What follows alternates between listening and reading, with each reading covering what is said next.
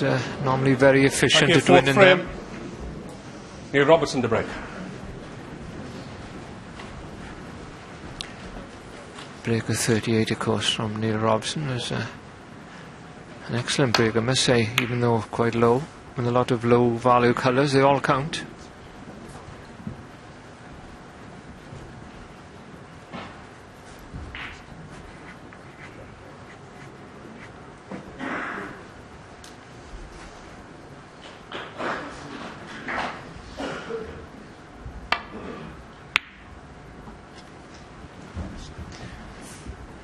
Well, he needs that to go tight on the cushion.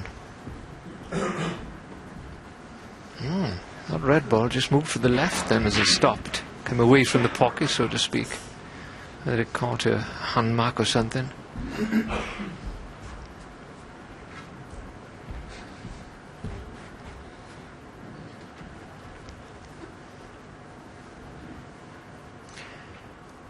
It's a thin cut.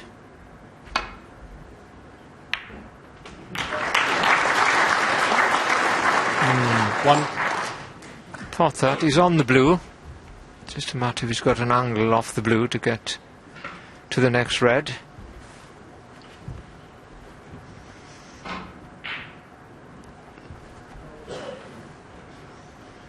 Well, he may be pushing the boat out here. He's playing it dead weight. Oh, he's got it thin. Neil Robertson one. He's looking there as if the blue may have moved on his track to the centre pocket. He thought it was in.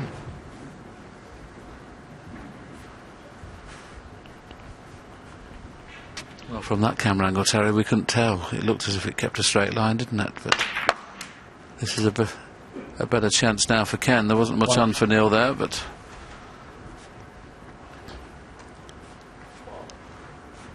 there's the blue from a different angle. Let's see if we can notice that it rolls up the table a little bit. Didn't appear to, did it?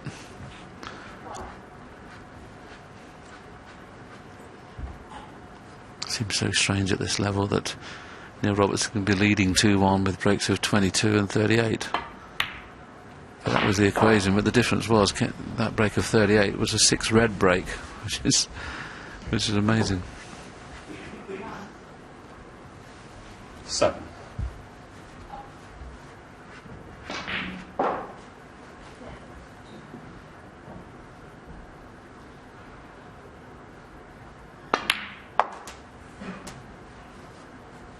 Eight.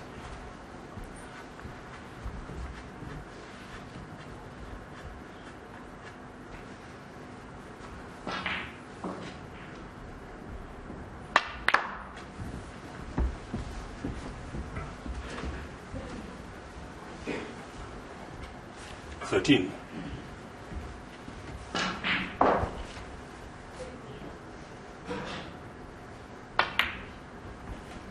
14. Oh, that's a poor shot from Ken. Giving himself much angle off the blue. Most players have been taking the cue ball at least 2 or 3 inches further up the table and going straight into the pack.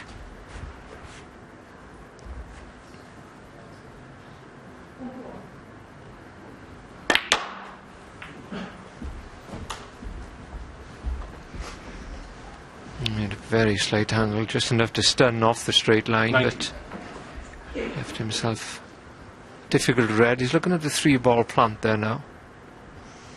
Doesn't look too bad. Obviously he's got to make it. It's not straight to the pocket. It's going towards the far knuckle. What you can't see at that angle, the first red is well, a few inches away from the second one. There you see it. Cleans the whistle. 20.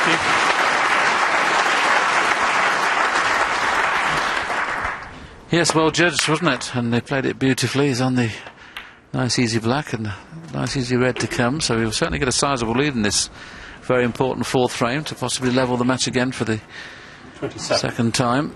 He levelled with a break of 104, which should have been a maximum. 28. So every time Ken gets in, he looks like he's going to score heavily.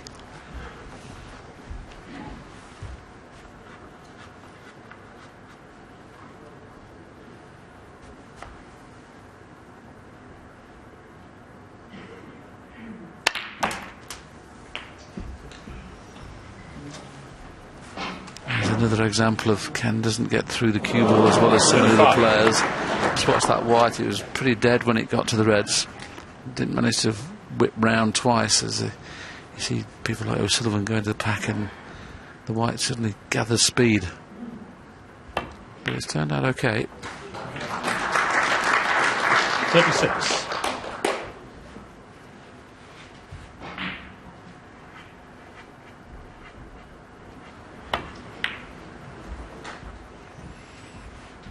Just a little bit betwixt and between. He's on choice of 3 colours here, but blue would avail better position, especially if you can play the little cannon into the pink, just to slow the cue ball down. He'd be unlucky if he's not on one there. He couldn't have. Okay, he hit the red and the pink at the same time. He'd have liked the 4-ball kiss on the pink, but you see, he just plenty kissed the pink full, and just look what happened. He called it quarter ball. Very unlucky though if he's not on one.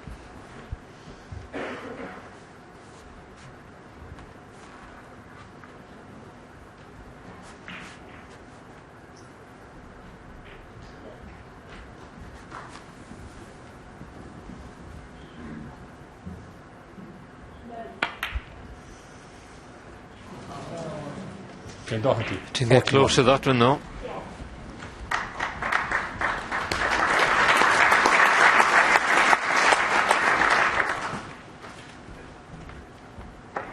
Not the easiest pot, that one. But didn't threaten the pocket.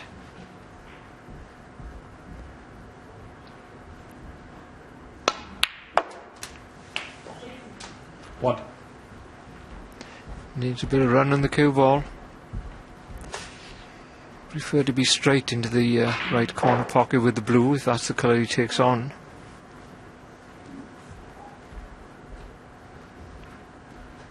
I think the red does go past the green, so he won't have a lot of trouble with the positional side of the shot.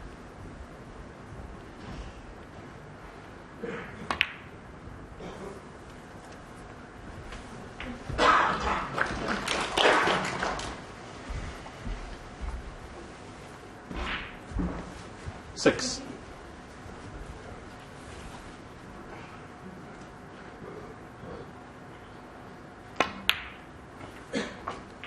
Seven.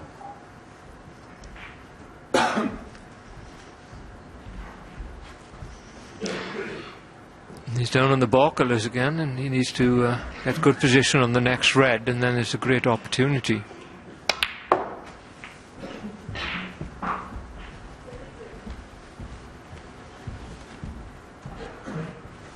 10.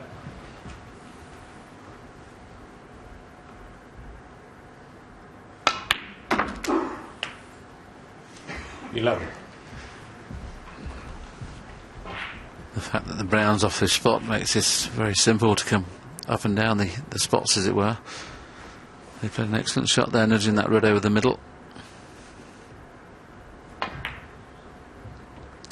He had so much room, just decided to roll it in to make sure if he gets onto a big colour now, the black or the pink, you would expect him to win the frame at this visit. He hasn't done it so far in one visit, but this is an excellent chance now. Came to the table some 40 points behind.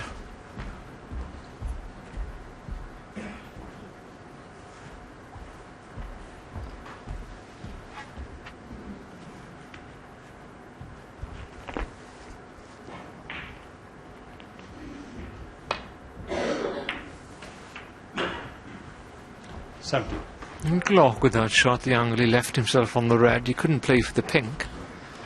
Had to be careful that he didn't run too far for the black. It's okay.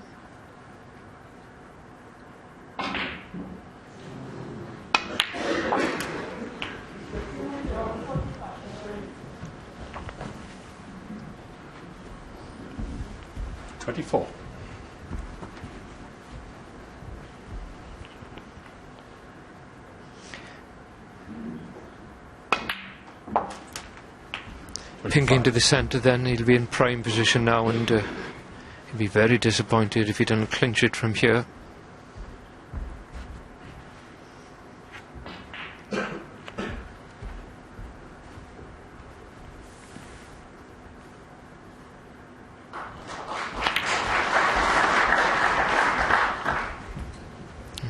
He's played for the more difficult red. 31.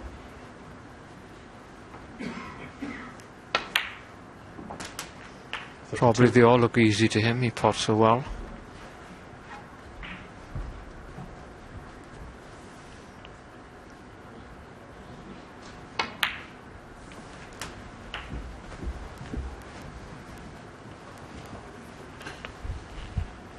Well, that's his highest break of the match so far, and every chance now of going into a 3-1 interval lead.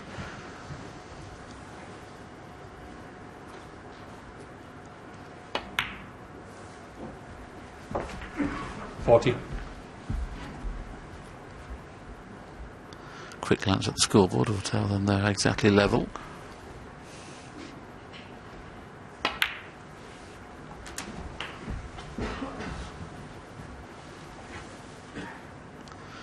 Be very disappointing this for Ken. 46. He's really controlled this first session, and somehow he's going to come out of it trailing 3-1.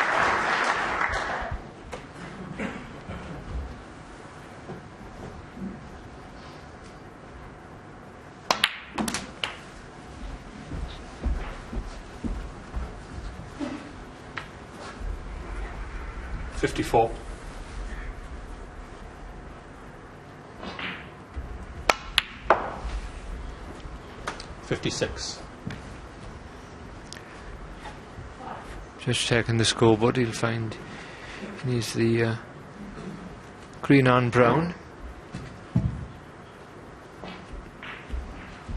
Hasn't come perfect on this green, he'll have to screw back with the rest, being a left-hander. Don't think he's got much angle there.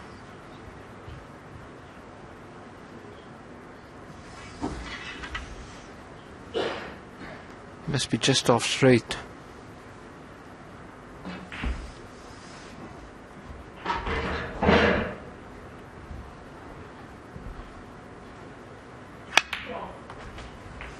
He took his time and he played it very well. That could have gone wrong. No.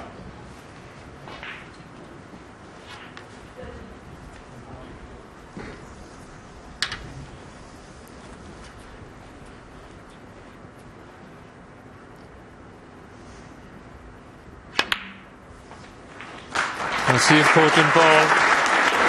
63.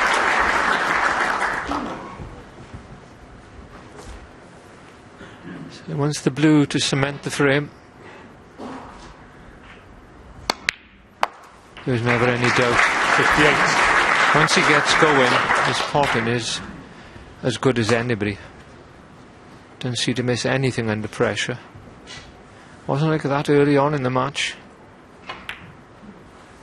It doesn't really matter though. What happens earlier on.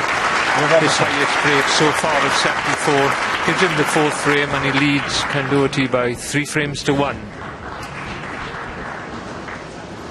So that's the situation as we go into their mid-session interval. Assessment of that match so far, guys, because I was looking back at this. As you know, there are only 3 overseas players to have won at the Crucible here. We've got 2 of them in this match with Ken and Neil. The other being? For Thorburn? Absolutely right, yeah. When it comes to a battle between these two, Neil obviously has the form.